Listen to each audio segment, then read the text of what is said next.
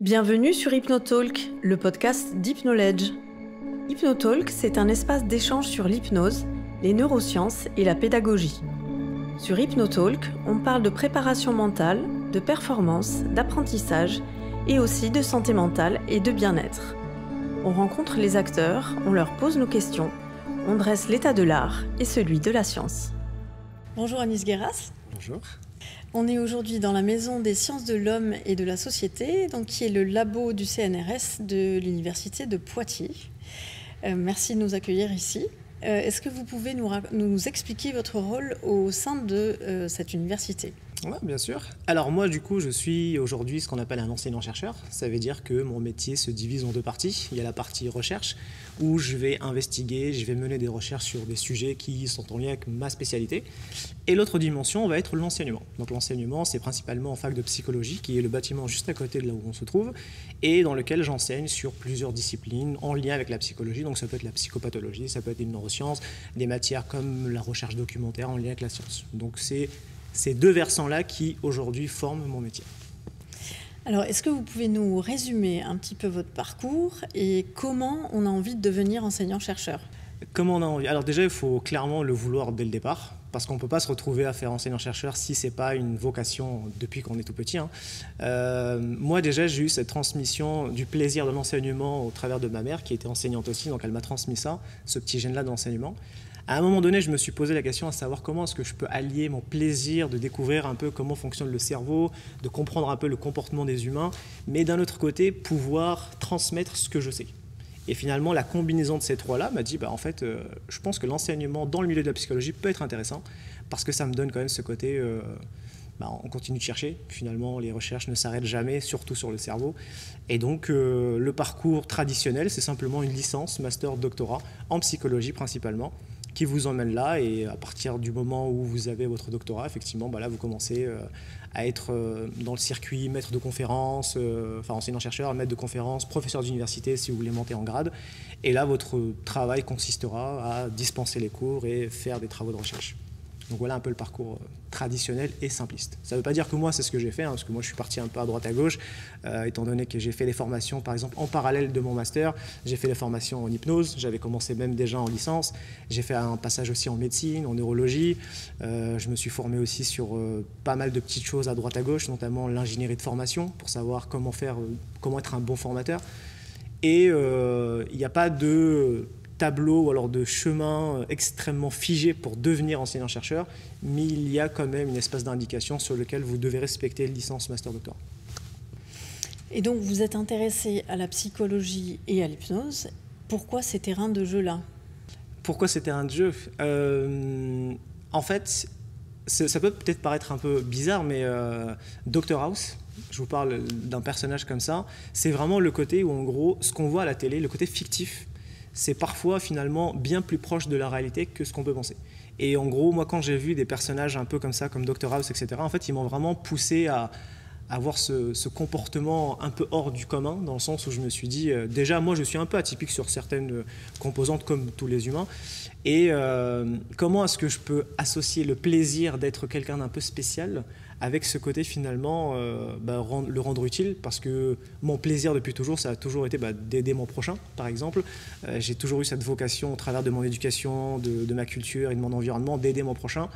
Et je me suis dit, si je suis passionné depuis que je suis petit, justement, à découvrir, comprendre pourquoi est-ce qu'il parle comme ça, et justement, vu qu'il n'est pas aimé par les autres, ça le rend intéressant. C'est pas normal que les gens ne l'aiment pas, parce que si il attise la convoitise, c'est que forcément, il est intéressant. Et du coup, j'ai toujours gardé ça en tête. Et à partir de là, j'ai envie de dire, j'ai suivi un cheminement un peu logique, une espèce de chronologie parfaitement respectée sur mon désir de me dire, finalement, la psychologie, c'est l'étude du comportement, c'est l'étude scientifique du comportement humain. Et ça rejoint absolument tout ce que j'aime dans la vie, comprendre les gens. Pourquoi est-ce que finalement on est amené sur Terre ? Pourquoi est-ce qu'on se comporte de la sorte ? Pourquoi est-ce qu'on ne se comporte pas de la sorte plutôt ? Et à partir de là, la psychologie est venue. J'avais un petit doute, j'avais une espèce d'hésitation avec la médecine aussi, parce que ça rejoint le côté prendre soin de l'autre. Mais la psychologie laisse quand même un spectre un peu plus large sur cette dimension humaine qu'on n'arrive pas spécialement à comprendre. Donc voilà, c'est pour ça que je suis arrivé ici. Donc ça nous explique bien le volet psychologie et comment vous en êtes arrivé à vous intéresser particulièrement à l'hypnose. Ah, l'hypnose. Ben, c'est un peu le même principe, c'est-à-dire que quand j'ai commencé à me former en psychologie, en licence, j'avais un peu cette particularité de ne pas spécialement être tout le temps en cours. Pourquoi ? Parce que je trouvais ça un petit peu faible en contenu, dans le sens où les contenus théoriques gardent toujours un grand fossé avec la pratique. Et je me suis dit, même si je suis en licence, il faut que j'amène un petit côté pratique. Et quand je voyais ce qui se passait autour de moi, ben en fait, il y a une seule chose qui m'a attiré l'attention, c'est vraiment l'hypnose de spectacle. L'hypnose de spectacle, en fait, est arrivée comme ça dans ma vie. J'ai vu Mesmer ou d'autres, et je me suis dit, comment c'est possible d'arriver comme ça en une fraction de seconde à enlever une douleur chez un humain et que les personnes, genre les médecins, les psychologues, ne s'y intéressent pas plus que ça. Et je me suis dit, c'est pas normal. Donc j'ai commencé vraiment en me disant, ok, si l'hypnose peut faire ça, un truc aussi incroyable, comment et pourquoi est-ce qu'on ne s'y intéresse pas plus? C'est pas possible. Et du coup, j'ai commencé à m'y intéresser. Donc j'ai commencé par me former sur l'hypnose de spectacle, juste pour avoir ce côté, est-ce que ça marche vraiment ou pas? Parce que clairement, on est tous passés par là. Hein. Est-ce que finalement l'hypnose, ça fonctionne ou pas? Et donc, dès que je suis arrivé, bonjour, excusez-moi, je veux vraiment que vous fassiez des trucs sur moi, je veux avoir la main collée quelque part, je veux oublier mon prénom, je veux sentir que ça fonctionne. Et quand j'ai vu que ça a fonctionné effectivement sur moi, et ben c'est là que je me suis dit, ok, donc je pense que si quelqu'un d'aussi cartésien et logique que moi est capable de faire des choses aussi incroyables et irrationnelles, c'est que forcément, il y a un contenu quelque part, il y a un outil quelque part qu'il faut exploiter. Et c'est là où j'ai commencé à me dire, mais finalement, la psychologie, c'est l'étude du comportement. Mais finalement, quels sont les outils qu'on utilise pour étudier le comportement? C'est la biologie, c'est l'imagerie, etc. Mais il y a quelque chose d'autre aussi. Il y a ce côté aussi peut-être qu'on ne voit pas, ce côté implicite, automatique, inconscient. Et c'est là l'hypnose où est rentrée. Et donc j'ai fabriqué un petit peu une espèce d'ambition de me dire que finalement l'hypnose qu'on voit au travers du spectacle, des choses comme ça, peut forcément aider les gens d'une façon ou d'une autre. Et donc j'ai conjugué un petit peu mon plaisir de la psychologie avec cette passion de l'incroyable qui est l'hypnose, pour en faire quelque chose, entre guillemets, d'à peu près rationnel et scientifique. Ok, donc on voit bien le lien avec l'hypnose et la médecine, l'hypnose et le spectacle. Aujourd'hui, il y a de plus en plus d'évidences qui se font, notamment avec la médecine, l'anesthésie, etc. Ce qui nous amène à nous rencontrer aujourd'hui, c'est une étude que vous avez menée sur l'hypnose dans l'apprentissage. Alors, j'ai deux questions en une. La première, c'est comment la science en est venue à appliquer l'hypnose dans l'apprentissage et comment vous en êtes arrivé à vouloir faire une étude dessus. Alors, très bonne question. Pour la première partie, disons que ce qui m'a amené déjà à l'apprentissage, c'est très simple. En fait, c'est tout simplement l'idée. Alors déjà au CERCA, ici, on s'intéresse forcément aux problématiques un peu de l'acquisition du langage, de l'écrit, etc. Donc, quand j'ai commencé ma thèse, en fait, on a commencé à s'intéresser là-dessus. Et avec mon directeur de thèse, on s'est dit, finalement, il y a des mécanismes aujourd'hui qui existent chez les enfants qui sont implicites dans l'acquisition du langage, de l'écriture. Ce fameux côté implicite, automatique, c'est un énorme parallèle avec l'hypnose. Et donc, en fait, c'est de là où est née cette idée-là. On s'est dit, on sait qu'aujourd'hui, l'hypnose est prouvée sur plusieurs types de pathologies, sur des prises en charge, sur de la chirurgie ou des choses comme ça. Mais malgré le fait que l'imagerie nous a permis quand même de comprendre quelles sont les fonctions dans le cerveau qui permettent d'activer ça, qu'est-ce qui se passe concrètement dans notre cerveau, on n'arrive pas encore à comprendre ce côté un petit peu automatique, implicite qui peut se produire, exactement de la même façon qu'on a ce côté aussi, on ne sait pas expliquer pourquoi un enfant apprend à parler tout seul, à compter tout seul. Et en fait, c'est vraiment ça qui a matché. Et je me suis dit, tout simplement... Si moi, quand je vois mes patients, et j'ai vécu des choses un petit peu drôles dans mon cabinet, dans le sens où, par exemple, je faisais une séance à quelqu'un et ce que j'allais lui dire, les suggestions que j'allais lui proposer pendant la séance, en fait, j'allais me rendre compte que 2-3 mois plus tard, il allait s'en rappeler, mais d'une façon assez incroyable. Comme si, en fait, on activait chez lui une espèce de mémoire un peu photographique. Et je me suis dit, mais c'est vrai que ça c'est incroyable, et comment il fait, il ne peut pas l'expliquer. Et quand j'arrive au laboratoire où on se demande quels sont justement les mécanismes sous-jacents par rapport à l'acquisition, en fait, je me retrouve avec les mêmes questions. Et c'est là où je me suis dit, mais c'est sûr qu'il faut investiguer là-dessus. Il faut faire en sorte que toute cette espèce de questionnement devienne un protocole scientifique. Et c'est là où j'ai commencé à faire mon étude sur l'apprentissage, où justement l'idée c'était de voir un petit peu comment est-ce que le cerveau fonctionne lorsqu'on apprend et comment est-ce que l'hypnose peut favoriser justement l'apprentissage. Donc je ne sais pas si vous voulez que je vous l'explique un petit peu de façon générale. Ouais, ok, ça marche. Et donc l'idée générale effectivement de cette expérience, c'est vraiment de se dire que Ce qu'on voit en clinique aujourd'hui, en hypnothérapie traditionnelle, c'est qu'effectivement la personne qui rentre dans un état d'hypnose va rentrer dans un état de transe qui lui permet d'être extrêmement relaxé. Cette relaxation est expliquée par plusieurs choses, mais on a forcément cette espèce de « je suis extrait de mon environnement » et donc je suis hyper focalisé. Et ces deux événements-là favorisent un petit peu le fonctionnement de certaines de nos fonctions cognitives, notamment la mémoire. Et c'est à partir de là où je me suis dit, ok, je sais qu'en clinique ça fonctionne, comment est-ce qu'on pourrait le mettre dans un laboratoire, dans un protocole de recherche? Donc je me suis dit, en fait on va recruter des étudiants principalement, alors il y avait pas mal d'étudiants, mais on avait 47 personnes en tout, avec une moyenne d'âge de 30 ans à peu près. Donc bien évidemment, il faut faire attention aux critères d'inclusion, il ne faut pas que ce soit des personnes avec des pathologies psychiatriques ou des choses comme ça. Donc une fois qu'on a réglé un petit peu toute cette dimension éthique de recherche, là on s'est dit, on va essayer de soumettre une partie de cette population à un apprentissage avec hypnose et l'autre partie sans hypnose. Et on s'est dit, en fait, vu que l'hypnose permet à la personne d'être dans des conditions ultra favorables pour apprendre, forcément, la personne qui apprend sous hypnose va avoir de meilleurs résultats, de meilleures performances. Et en fait, c'est exactement ce qui s'est passé, dans le sens où effectivement, sur les 47, il y a 23 personnes qui sont passées dans une condition où ils commencent la première phase avec hypnose et la deuxième phase sans hypnose, et l'autre partie qui commence de l'inverse, c'est-à-dire qui commence sans hypnose et puis avec hypnose. L'expérience en quoi, pour expliquer très simplement, la personne rentre dans le cabinet, elle va se mettre dans un état d'hypnose, donc je la mets sur le fauteuil, donc je suis avec elle, je contrôle un petit peu son état d'hypnose, je l'amène à un certain niveau, parce qu'il ne faut pas que ça soit trop profond ni trop short. Donc quand on atteint ce niveau-là qui est validé par des échelles de suggestibilité et autres, à partir de là, je vais lui dire de fermer les yeux, d'être complètement détendu. Et là, on va utiliser la méthode des lieux. Donc, il y a une méthode, en gros, où je vous dis simplement, imaginez un endroit que vous connaissez bien. Dans cet endroit, je vais vous réciter certains objets. Et l'idée, c'est simplement de les localiser avec l'imagerie mentale. Et en fait, une fois que vous allez les imaginer, on finira toute la liste. Et tout à la fin, en fait, je vous demanderai de rappeler sur une feuille le plus d'objets possible. Donc on fait cette première phase-là, donc la personne vient me voir, on fait l'hypnose, apprentissage de la méthode des lieux. Maintenant, je la réveille, je lui fais ouvrir les yeux, vous allez vous mettre devant le bureau, et là, avec la feuille, vous notez le plus de mots possible. Et dans la deuxième phase, la personne fait la même chose, mais sans hypnose. Ça veut dire qu'on va simplement lui dire, là, vous allez être simplement relaxé, détendu, vous fermez les yeux, vous imaginez la méthode des lieux, vous apprenez tous les mots que je vais vous réciter, et l'objectif, in fine, ce sera de répéter la même chose.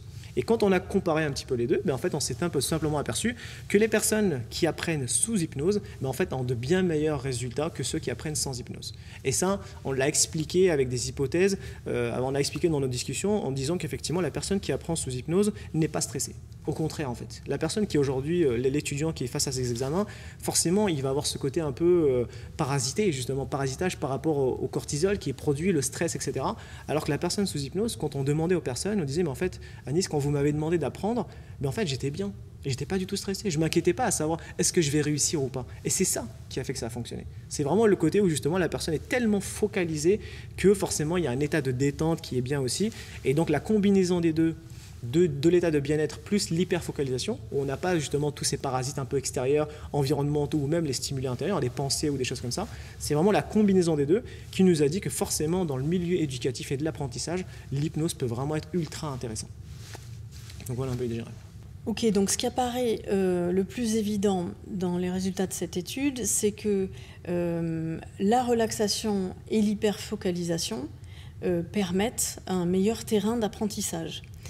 Mais dans la définition de l'hypnose ericksonienne, on parle aussi d'un encodage de l'information qui se fait différemment grâce à l'hypnose. Est-ce que vous pouvez nous expliquer un peu ce concept ? Oui, bien sûr. Alors, Erickson, effectivement, lui parlait, par exemple, il disait souvent que l'hypnose permettait d'accéder à un réservoir impressionnant.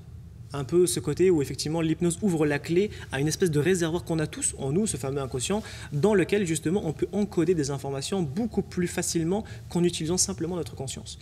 Vulgairement parlant, on a ce côté où on dit souvent que la conscience est capable de retenir par seconde une trentaine, quarantaine d'éléments, quand l'inconscient, lui, peut retenir des milliers d'informations. Et c'est exactement ça en fait. C'est-à-dire qu'en gros, quand vous sollicitez l'inconscient pour faire de l'encodage, de la mémorisation, forcément vous allez stimuler énormément de zones de votre esprit, sachant que l'inconscient, on ne sait pas vraiment ce que c'est dans le cerveau, on ne sait pas forcément le coder ou le localiser, mais on sait qu'effectivement, il regroupe plusieurs sphères, plusieurs structures, plusieurs circuits neuronaux. Et donc, étant donné qu'on utilise plusieurs armes pour utiliser ça, forcément, effectivement, l'encodage est meilleur. Erickson, hein, c'est ce qu'il disait. Il disait toujours que la personne, quand je lui demande d'apprendre sous hypnose, en fait, ce n'est pas à la personne que je demande d'apprendre, mais plutôt à une autre personne qui est en elle, qui a beaucoup plus de ressources que cette personne-là à qui je parle. Et c'est vraiment ça l'hypnose, c'est vraiment essayer de stimuler finalement une potentialité des ressources auxquelles on n'a pas accès forcément en état de conscience normal. Et ça, par contre, il faut que l'état de transe soit validé. De base, ce type d'hypnose a été vraiment spécialisé pour la thérapie. Donc je pense qu'on est resté un peu sur ce côté où effectivement Erickson, qui était un médecin, qui était un psychiatre, avait vraiment créé des protocoles, avait créé une méthodologie de travail propre justement à certains types de pathologies. Pour faire la conversion thérapie-pédagogie, il faut une sacrée démarche. Et cette démarche-là nécessite forcément des protocoles expérimentaux, de la science, sauf que le problème qu'on retrouve toujours, et que moi je retrouve maintenant depuis que j'ai commencé à faire mes recherches, c'est quand vous voulez faire en sorte que l'hypnose soit validée scientifiquement, vous vous confrontez toujours à une difficulté qui fait que l'hypnose est un outil extrêmement malléable, alors que la science veut des protocoles. Elle veut que ça soit standardisé. Donc les deux ont un peu de mal à matcher, même si aujourd'hui on arrive à trouver des solutions pour justement protocoliser l'hypnose, mais je pense sincèrement que la difficulté aujourd'hui de rendre l'hypnose ericksonienne ou d'autres formes d'hypnose, hein, parce qu'on parle beaucoup de l'ericksonienne, alors que ce n'est pas la seule qui existe, c'est la plus populaire, entre guillemets, parce qu'Erickson a joué un énorme rôle sur la popularisation de l'hypnose, mais la vraie difficulté de la transmettre dans le milieu éducatif, pédagogie ou autre, c'est vraiment le fait qu'il faut passer par la validation scientifique qui, elle, a du mal à valider justement sans passer par des protocoles standardisés. Et c'est dans toutes les disciplines. Hein. Par exemple, moi, je fais une étude sur le tabac. C'est un peu la même chose, dans le sens où, effectivement, en cabinet, ça fonctionne très bien. OK, prouvez-nous que ça fonctionne. Donc, je dois faire un protocole expérimental. Par contre, je ne peux pas faire ce que je fais au cabinet. Parce qu'à chaque patient, j'adapte mon discours. Sauf que dans la science, ça ne marche pas comme ça. Dans le sens où on va vous dire, Anis, dans la science, il faut que chaque patient reçoive exactement la même chose, comme un médicament. Il faut que tout le monde passe par la même étape pour dire que cet outil-là est valable. Et je pense que c'est cette difficulté-là qui fait que c'est compliqué de passer, de faire la transition entre la thérapie et la pédagogie. Oui, donc ça fait appel effectivement à plusieurs compétences. Ce que je me demande, c'est du coup comment vous avez réussi à convaincre pour pouvoir lancer la mise en œuvre de cette étude et comment ça s'est passé concrètement, quelle a été la durée dans le temps et quelles ont été les différentes phases de déroulé de l'étude. Alors, première étape déjà, qui est propre à tout protocole de recherche, c'est vraiment de faire une revue littérature. Ça veut dire se dire, ok, moi aujourd'hui je m'intéresse à l'apprentissage sous hypnose, mais avant que je fasse quoi que ce soit, il faut d'abord que je sache qu'est-ce qui s'est passé avant. Donc là, on va vraiment faire un grand balayage de tout ce qu'il y a eu en lien avec l'apprentissage et l'hypnose, et c'est là où on s'est dit, en fait, il n'y a pas grand-chose. Il n'y a vraiment pas grand-chose, parce que justement, les personnes étaient soumises aux mêmes difficultés, à savoir, l'hypnose thérapeutique n'est pas la même qu'en machin. Donc forcément, même le type de pratique ne sera pas le même.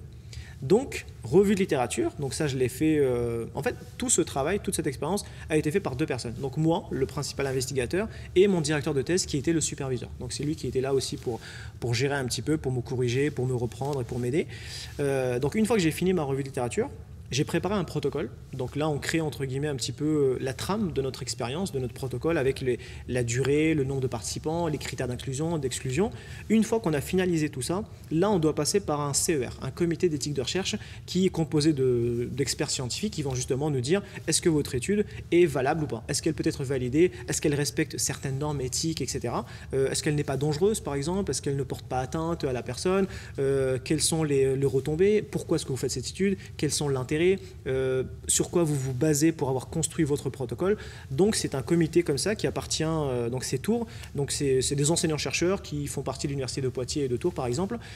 Une fois qu'on leur a soumis notre protocole, on a fait quelques retours, parce que forcément, quand il s'agit d'hypnose, c'est très difficile d'avoir un oui très facilement. Donc en gros, on a eu peut-être 2 retours sur, par exemple, si jamais la personne se réveille en plein milieu de la séance et qu'elle est paniquée, qu'est-ce que vous faites, comment vous réagissez. Donc là, on a trouvé un peu le côté, on avait la garantie avec des psychologues aussi à côté, donc on avait demandé à une collègue psychologue justement de se rajouter dans l'expérience pour dire que si jamais, moi sur le moment, je suis tout seul, il faut que je fasse aussi appel à quelqu'un d'autre qui puisse gérer. Donc c'est vraiment respecter énormément d'étapes comme ça. Une fois qu'on a eu leur validation, là on a commencé l'expérience. Donc là on a commencé l'expérience, on l'a fait ici au laboratoire, phase de recrutement. Donc là c'est faire une annonce au travers des étudiants, par exemple sur les réseaux sociaux, on cherche des cobayes pour tester l'hypnose, sur l'apprentissage, des choses à peu près générales comme ça.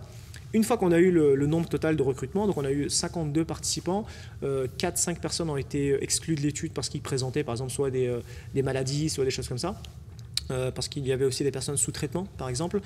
Une fois qu'on a finalisé la phase de recrutement, là on passe au début de l'expérience. Donc le début de l'expérience, c'est je reçois les participants dans l'ordre qu'on a organisé au départ sur un calendrier. Et à partir de là, la séance, la première visite, en fait, c'est la visite d'inclusion. Donc la visite d'inclusion, ça va être simplement déjà de faire un test de suggestibilité, dans le sens où dans tout protocole scientifique aujourd'hui en rapport avec l'hypnose, s'il n'y a pas ce test-là, forcément votre étude n'est pas complète. Parce que le critère de suggestibilité est un critère fondamental pour travailler sur l'hypnose.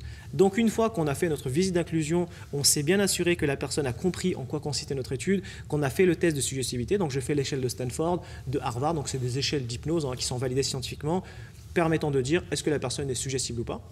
D'accord, ça c'est pour mesurer la sensibilité de la personne à l'induction en hypnose. Exactement, à quel point est-ce qu'elle est réceptive à l'hypnose. Donc en fait c'est une échelle qui compose par exemple de 10 ou 12 items. La personne, je vais lui dire par exemple, là vous allez fermer les yeux, vous allez sentir le bras se lever, vous allez sentir la jambe se coller au sol, et à chaque fois que la personne valide une suggestion, je mets un point. À la fin de l'exécution, il y a une note sur 12. Si la personne a au-dessus de la moyenne, plus de 6 sur 12, on va estimer qu'elle est suffisamment suggestible. Et donc à partir de là, on a recruté que les personnes qui sont suggestibles pour être certain qu'effectivement il n'y ait pas ce biais. Une fois qu'on a commencé, donc là on a fait les passations, ça a duré à peu près 1 mois, 2 mois, parce qu'il fallait 2 passages, le premier passage et 7 jours plus tard le deuxième passage, sachant que la première fois, la première personne par exemple allait passer la première condition avec hypnose. Et 1 semaine plus tard, elle revient et cette fois-ci, elle fait sans hypnose pour pouvoir comparer les deux. Donc l'expérience nous a duré à peu près 2 mois. Une fois qu'on a finalisé l'expérience, donc là on a fait la partie stat. La partie statistique est la plus importante parce que c'est là où entre guillemets on va soumettre nos résultats à des logiciels qu'on utilise ici au laboratoire qui puissent nous dire est-ce que finalement il y a des effets significatifs sur nos résultats, est-ce que les personnes qui ont rappelé plus de mots que d'autres finalement ont réellement un lien, il y a une corrélation avec l'hypnose, ou est-ce que c'est juste parce que c'est des bons appreneurs entre guillemets. Donc avec mon directeur du coup de thèse, on a passé on va dire bien 2 mois à faire l'analyse, sachant qu'il fallait faire plusieurs allers-retours, plusieurs écritures, il fallait revérifier certaines choses avec la littérature scientifique, qu'est-ce qui a été fait au préalable. Une fois qu'on a validé ça, à partir de là, du coup, on a commencé à rédiger l'article. Et là, on a fini après en rédigeant l'article final. Une fois qu'on a rédigé, donc c'est pareil, plusieurs allers-retours aussi. Une fois qu'on a finalisé ça, là, j'ai commencé à le soumettre du coup à des congrès où j'ai fait des communications. On a fait des communications en France, à la SFP par exemple de Tours en 2021, Société française des psychologues. C'était un congrès justement qui explique un petit peu l'aspect cognitif, l'aspect thérapeutique aussi. Et donc j'avais présenté là-dessus. Il y a eu l'ESCOP aussi à Lille l'année dernière. Justement, c'était un congrès international dans lequel on a présenté ces travaux-là. Et on a eu de très très très bons retours parce que justement, en fait, la littérature est très pauvre, très clairement sur l'hypnose et l'apprentissage. L'hypnose est très clairement expliquée, on sait comment ça fonctionne en rapport avec la douleur, par exemple, c'est la première thématique. Mais quand on rentre sur des disciplines un petit peu autres comme ça, comme l'éducation par exemple, on a une pauvreté quand même de la littérature qui nous laisse penser qu'il manque des choses, qu'il faut réfléchir à des choses. Et c'est pour ça que nous, on s'est vraiment engouffré là-dedans et ça a vraiment matché parce qu'on a eu vraiment les résultats qu'on espérait. Et ça, entre guillemets, le comité, le monde scientifique a très bien reçu notre travail. Et donc là, on est en phase de le soumettre parce qu'on a vraiment fait quelque chose de très grand. On voulait vraiment le soumettre à une revue qui est assez prestigieuse. Et donc, on a vraiment pris le temps. Et donc, en tout, ça a duré quasiment 1 an. L'étude, entre le début, la revue et la finalisation, l'article et tout, ça a pris à peu près 1 an. Avec une phase d'expérimentation de finalement 2-3 mois. Ouais, 3 mois. La phase d'expérimentation, c'est quasiment la plus courte. La plupart du temps, c'est vraiment la plus courte. Après, ça dépend du travail, parce que là, c'est par exemple, j'avais que 48 participants. C'est pas comme si j'en avais 300, ça serait différent. Mais la partie expérimentale, c'est vraiment ce qui ne prend pas le plus de temps, selon bien sûr les études. Mais là, dans mon cas, moi, ce qui m'a pris le plus de temps, c'est vraiment la revue de littérature, parce que quand il n'y a pas grand-chose, il faut quand même trouver quelque chose. Parce qu'en fait, il faut vraiment être exhaustif quand on parle. C'est-à-dire que quand on fait un article, je ne peux pas me permettre de dire qu'aujourd'hui, la littérature est pauvre dans le domaine de l'apprentissage si je n'ai pas vraiment vérifié tout ce qu'il pouvait y avoir. Donc il y avait des petites études à droite, à gauche, mais pas sur ce que je voulais vraiment voir moi. Par exemple, il y avait des études en 2016 en Espagne qui avaient montré qu'effectivement l'hypnose pouvait être intéressant dans le milieu scolaire où les personnes avaient une augmentation de leur moyenne une fois qu'ils avaient par exemple 2 séances d'hypnose de 30 minutes par semaine, sauf qu'en fait les séances d'hypnose, c'était des séances par exemple un peu à distance. C'était pas la même chose. On n'avait pas ce côté où on valide le fait que la personne est bien sous hypnose. Après, il y avait aussi le côté où la phase d'hypnose était soit en amont, soit pendant l'apprentissage, soit après. Donc il y a toujours des variabilités qu'il faut mesurer pour être certain que nous, ce qu'on va faire, soit ça a déjà été fait et effectivement ça n'a pas donné l'effet escompté, donc on doit corriger ça, soit alors ça n'a pas encore été fait et donc on doit innover. Et est-ce que vous avez d'autres travaux prévus sur ce même sujet de l'apprentissage? Sur l'apprentissage par hypnose, non. Mais en fait, ce qui est drôle, c'est que j'ai envie de répondre non, mais oui en même temps. Dans le sens où, en fait, on retrouve l'apprentissage un peu partout. Je vais vous donner une espèce de parallèle un peu avec l'addiction. L'addiction, en fait, au tabac, donc c'est ma prochaine grosse étude. Et effectivement, quand on parle aujourd'hui addiction, on a un petit peu ce côté apprentissage, parce qu'on apprend à être addict. On ne naît pas addict. L'enfant qui naît, forcément, ne fume pas. Et donc, il y a quand même un apprentissage implicite qui fait qu'à un moment donné, on va développer une compulsion liée à quelque chose, une espèce de pensée comme quoi, quand je vais fumer, je vais me sentir bien. Mon cerveau apprend ça. Donc, l'amygdale et l'hippocampe, entre guillemets, qui sont un peu le siège des émotions et de l'apprentissage, vont se dire, en fait, à chaque fois que tu as fumé, ça t'a fait du bien. Donc, en gros, à chaque fois que tu fumeras, tu te sentiras mieux. Et donc, on a ce côté-là. Après, il y a le côté aussi inhibiteur, où justement, le contrôle-inhibition dans notre cerveau se réduit. Donc, on a la compulsion qui se produit. Donc, l'addiction est, dans une certaine façon, une forme d'apprentissage. Donc, la dépression, c'est pareil. La douleur, c'est pareil. Parce qu'on apprend finalement à avoir une douleur, on apprend à vivre avec elle. Et quand on déconstruit quelqu'un qui, effectivement, est fumeur, quand on déconstruit une addiction ou une dépression ou des choses comme ça, on passe un peu par ce côté. En fait, vous avez appris à vivre avec votre maladie. Vous avez appris à vivre avec votre douleur. L'objectif que j'ai, moi, aujourd'hui, avec l'hypnose, c'est justement de vous désapprendre ce que vous avez appris. Alors que les gens pensent l'inverse. Les gens, quand ils viennent me voir pour arrêter de fumer, par contre, monsieur, j'ai peur. Pourquoi? Mais parce qu'en fait, l'hypnose, j'ai peur d'être manipulé. Mais vous êtes déjà manipulé parce que vous fumez tous les jours quelque chose qui est mauvais pour vous. Donc en fait, ce que je vais faire moi, c'est vous démanipuler. Ah oui, ok, d'accord. Et donc ça fonctionne. Parce que justement, on leur explique de façon propre, correcte, que non, l'hypnose, c'est pas prendre le contrôle d'eux, c'est vous donner le contrôle, mais un meilleur contrôle de vous-même pour justement accéder à vos ressources qui vous libéreront de plusieurs choses. Alors, je crois que aussi vous avez une autre corde à votre arc, puisque vous formez également des personnes à l'hypnose. Alors ça c'est hors université. Donc à l'extérieur de l'université, effectivement, j'ai fondé un institut de formation, donc institut de neurohypnose, dans lequel on forme des professionnels de santé principalement. Il y a aussi des professionnels de l'accompagnement, du bien-être. Donc là, l'idée, c'est simplement de faire un petit parallèle entre ce qu'il y a dans le milieu scientifique. En fait, tous mes travaux de recherche me permettent, entre guillemets, de comprendre des choses. Quand vous comprenez quelque chose, ça serait bête de la laisser comme ça. Et donc là, je me dis, en fait, ce que je comprends maintenant sur cette dimension-là de l'hypnose, il faut l'appliquer quelque part. Et donc, l'institut de formation dans lequel je suis, effectivement, me sert à transmettre ça. Donc, mes étudiants, je leur transmets plus le versant psychologie, où je leur donne des conseils un petit peu sur les différentes thérapies qui existent. Mais dans l'institut, là, on va rentrer vraiment dans le côté pratico-pratique. Alors que dans la recherche, on est dans la dimension plutôt théorique. Mais là, effectivement, quand on va former des médecins, des généralistes, des anesthésistes, des psychologues, des étudiants de psychologie, de médecine ou des choses comme ça, on va vraiment essayer de leur apporter un outil qui puisse s'adapter déjà à leur parcours. Parce qu'aujourd'hui, les formations d'hypnose, il y en a plusieurs. Mais l'idée, c'est vraiment de s'adapter un petit peu à leur parcours en faisant toujours le parallèle avec la science. Parce que finalement, la science, c'est pas juste quelque chose qui puisse dire que ok, c'est validé, mais c'est quand même une garantie parce que ça fonctionne, parce qu'on a respecté des normes d'éthique, de déontologie qui disent qu'aujourd'hui, on fait ça non pas pour avoir du plaisir ou alors pour se sentir valorisé, mais pour dire qu'en fait, on cherche le mieux pour notre patient. Et c'est cette dimension-là qui est très importante pour nous, du coup.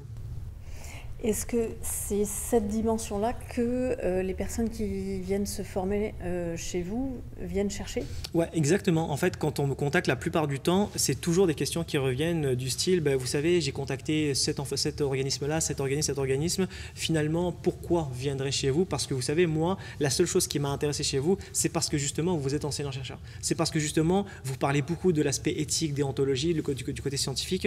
Et moi, c'est ça que je recherche. Et effectivement, c'est On essaye de la vendre comme ça, parce que c'est comme ça que ça doit être vendu, même si aujourd'hui, on est quand même dans un monde où l'hypnose est tellement popularisée que vous tapez sur Google formation en hypnose, vous avez pléthore de résultats, mais pouvoir faire un tri nécessite quand même une réflexion extrêmement importante, sachant que c'est des coûts, c'est un engagement, c'est tout un travail. Donc, la seule façon de dire aux personnes qu'effectivement cette formation est adaptée, généralement, vu qu'on n'a pas encore le diplôme d'hypnothérapeute, qui n'existe pas encore, la seule façon de rendre ça fiable et validé, c'est de se dire qu'en fait, qui est votre formateur ? Si votre formateur, effectivement, a une compétence nécessaire, une compétence adéquate et qu'il respecte des normes éthiques, de sciences, de déontologie, forcément, le contenu de votre formation sera propre. Et à partir de ce contenu-là, effectivement, vous allez utiliser une bonne hypnose. Parce que l'hypnose, c'est très facile, tout le monde peut le faire, mais tout le monde ne va pas pouvoir bien la faire. Et c'est vraiment la différence. C'est comme un psychologue. Tout le monde peut être psychologue, mais tout le monde ne sera pas bon psychologue. Et la différence, effectivement, c'est simplement la qualité de votre formation. Très clairement, c'est là que vous construisez un petit peu la valeur de votre produit. C'est simplement au travers de la compétence de qui vous a formé. Alors, quand on a préparé ce podcast et que vous vous êtes montré enthousiaste pour venir parler de vos recherches et parler de l'hypnose, vous vous êtes présenté un peu comme vulgarisateur sur le sujet. Pourquoi porter cette casquette-là ? Alors, je me positionne comme ça parce que l'hypnose, déjà, on a besoin. Très clairement, l'hypnose a besoin de personnes qui l'encouragent, qui la démocratisent, qui la popularisent et qui rassurent aussi les gens. Et en fait, moi, j'essaye vraiment d'avoir ce costume-là, de dire aux gens, Mesmer, moi j'adore Mesmer, c'est génial Mesmer. C'est juste que Mesmer, c'est une pratique différente. Ça, c'est de l'hypnose de spectacle. Mais ne faites pas l'amalgame entre hypnose et forcément cette espèce de catégorisation, ce côté un peu radical des choses. Nous, on veut vraiment dire qu'aujourd'hui, l'hypnose est un outil exceptionnel qui vraiment peut aider n'importe quelle personne sur différents versants de sa vie, qu'il soit pathologique ou du bien-être ou juste simplement de la relaxation. Par contre, l'hypnose de spectacle va s'adresser à un public qui cherche du divertissement, quand l'hypnose thérapeutique s'adresse à des patients qui cherchent du thérapeutique. C'est tout à fait normal et traditionnel. Mais qui êtes-vous pour me dire ça ? Qui êtes-vous pour me rassurer sur ça ? Ouais, mais en fait, moi, je fais de l'hypnose depuis 3 ans, 4 ans. Ouais, mais c'est pas ça qui me rassure. Par contre, ce qui me rassure, c'est de dire qu'effectivement, vous avez un bagage scientifique, vous avez fait des recherches dessus pour dire que ça fait pas de mal aux gens. Et en fait, c'est vraiment cette espèce de vision des choses où je me suis dit, avant de populariser l'hypnose, avant de vulgariser l'hypnose, il faut que je sois crédible. Et donc, il faut que je fasse des études scientifiques dessus. Il faut que j'explique comme quoi, regardez, j'ai fait une étude qui a montré telle chose. Donc, quand j'en parle, je suis légitime. Parce que finalement, qu'est-ce que la légitimité, si ce n'est le fait d'avoir des preuves concrètes qui ont été protocolisées, validées scientifiquement. Et donc, mon rôle à moi, effectivement, depuis quelques années maintenant, c'est de dire que l'hypnose peut vraiment s'appliquer dans toutes les disciplines qui puissent exister, qui puissent, entre guillemets, utiliser ce versant un petit peu inconscient, automatique, relâchement, etc. Mais il sera bon de l'utiliser seulement si effectivement vous respectez des normes d'éthique, etc. Donc l'apprentissage peut être parfaitement bien adapté à l'hypnose parce qu'on a prouvé que l'hypnose favorise une espèce d'encodage beaucoup plus facile. On sait que les fonctions cognitives ont besoin d'être relâchées un petit peu par ce côté potentiel caché de l'hypnose. Dans la médecine, on sait qu'aujourd'hui, les douleurs, forcément le douleur est un signal que le cerveau transmet et on sait que ce signal-là, on peut un peu le modifier avec l'hypnose. On sait qu'en chirurgie aujourd'hui, à l'hôpital, par exemple, en neurochirurgie, on fait des opérations neurochirurgicales sous hypnose. Donc, on a quand même énormément de choses qui puissent prouver ça. Mais il faut des orateurs, il faut des personnes qui, justement, portent, entre guillemets, ce message et qui soient écoutées. Et donc, c'est vraiment dans cette... Alors moi, je suis personne, entre guillemets, pour parler de ça, mais dans ma petite échelle, avec juste mes petits étudiants, le fait juste de leur dire que, en fait, sachez que l'hypnose, ce que vous entendez et ce que vous voyez, c'est pas la même chose. Parce que moi, je suis votre enseignant et je peux vous dire que vous devez faire confiance à ça. Mais pas à n'importe quel type d'hypnose. Quand l'hypnose respecte ça. Et donc, j'essaye, entre guillemets, avec mes petits moyens et avec mon petit environnement, de montrer qu'en fait, l'hypnose, c'est génial, c'est un outil incroyable. Et c'est tellement simple que des fois, en fait, je me sens effectivement un peu dans l'abus parce que je me dis comment est-ce que j'emploie tant de protocoles, d'études, de sciences, etc. pour expliquer un truc aussi simple. Parce que l'hypnose, c'est vraiment simple, on l'a tous fait. Vous avez tous été enfants. Quand on est enfant, on tombe par terre, la maman prend la main, attends, je vais souffler, je vais enlever le bobo. Mais ça, c'est de l'hypnose pure et dure, parce qu'effectivement, le souffle n'est pas thérapeutique, hein, mais pourtant, ça soigne les choses. Et donc, forcément, si on part du principe qu'on a tous vécu l'hypnose et qu'on vit tous au quotidien l'hypnose, alors forcément, il faut montrer aux gens que ça fonctionne, que c'est rassurant et qu'il faut y aller quand vous en avez vraiment besoin. Est-ce que vous auriez, pour les personnes qui s'intéressent à cet outil, comme vous aimez dire que, voilà, définir l'hypnose, est-ce que vous auriez un livre à conseiller, un podcast, une émission? Alors, il y a plusieurs livres. Après, en fait, j'ai envie de dire, ça dépend vraiment de votre orientation. Ça veut dire que si effectivement vous êtes, entre guillemets, dans le milieu scientifique, imaginons un étudiant de psychologie, je vais lui conseiller des livres qui seront plutôt d'orientation médicale. Mais par exemple, le livre qui me vient comme ça directement en tête, en fait, c'est le tout dernier livre de Olivier Perrault. Olivier Perrault, qui est un psychologue justement, qui a été l'un des... Alors, il a hérité de Jean Godin. Jean Godin, en gros, c'est un médecin qui a vraiment suivi Erickson. En gros, Jean Godin, c'est le premier médecin en France qui a installé, qui a ramené l'hypnose ericksonienne. Vraiment, donc c'est une école très importante en hypnose. Olivier Perrault, du coup, c'est un peu son fils spirituel. C'est comme ça qu'il se décrit dans son livre. Et c'est très marrant parce que le titre résume exactement ce que je viens de vous expliquer avant. Le titre qu'il a mis, en fait, c'est Le charlatan éthique. Et ça, ce livre-là, pour moi, il explique absolument tout. Ce livre-là, il explique un petit peu déjà les sources, les origines de l'hypnose, à quel point finalement aujourd'hui, toutes les pratiques qu'on connaît, de la chirurgie, de la TCC, la psychanalyse, tout ça ont leurs origines un petit peu en lien avec l'hypnose. Mais on ne le sait pas spécialement. On sait que l'hypnose existe déjà depuis 5000 ans. Enfin, en Mésopotamie, on avait déjà effectivement des preuves, des traces écrites, le fameux papyrus Ebers, qui est en gros une espèce de traité médical le plus ancien qui existe au monde aujourd'hui. Et dans ce premier traité, on avait déjà des protocoles d'hypnose. Donc, on sait que c'est quelque chose qui existe depuis longtemps. Et Olivier, en fait, dans son livre, reprend vraiment ces choses-là. Reprend ce côté où, aujourd'hui, l'hypnose vient de là. Voilà comment ça fonctionne. Voilà à quoi ça sert. Et voilà comment est-ce que vous pouvez le comprendre, mais d'une façon extrêmement vulgarisée. Et ça, c'est vraiment intéressant. Donc, c'est vraiment le livre, en ce moment, que je conseillerais. Après, vous avez bien évidemment les transmissions de Erickson, pour ceux qui veulent vraiment quelque chose de très, très, très pur et brut. Vous avez les 5 conférences d'Erickson qui ont été traduites et qui ont été faites en version livre. Vous avez après tout ce qui est Hellman, donc tout ce qui est hypnose hellmanienne, qui est un petit peu ma spécialité. C'est pareil, vous avez pas mal de livres là-dessus. Après, tout dépend. Vous avez aussi la chirurgie sous hypnose de Claude Virault, aussi, qui est aussi un psychiatre qui a une certaine renommée en rapport avec l'hypnose, même si je ne suis pas spécialement d'accord avec tout ce qu'il peut défendre.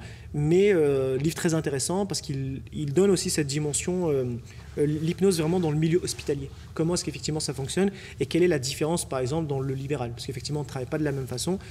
Donc voilà, c'est vraiment... mais voilà, si je conseille un livre, c'est vraiment celui d'Olivier Perrault. Le charlatan éthique, pour moi, ça veut tout dire. Merci Anis Guéras. Mais je vous en prie, avec grand plaisir. Avec grand plaisir, c'était vraiment super intéressant, même si j'ai peut-être un peu beaucoup parlé, mais l'objectif, effectivement, pour moi, c'était juste de vous donner un petit peu, de vous transmettre au travers de ce petit message ma passion pour cette pratique qui est incroyable que l'hypnose, et que justement les gens qui puissent l'écouter, qui puissent découvrir et s'intéresser finalement à ça, et se dire que peut-être qu'un jour, quand ils testeront l'hypnose, ils comprendront que tout ce qu'on a dit là, finalement, ça a du sens.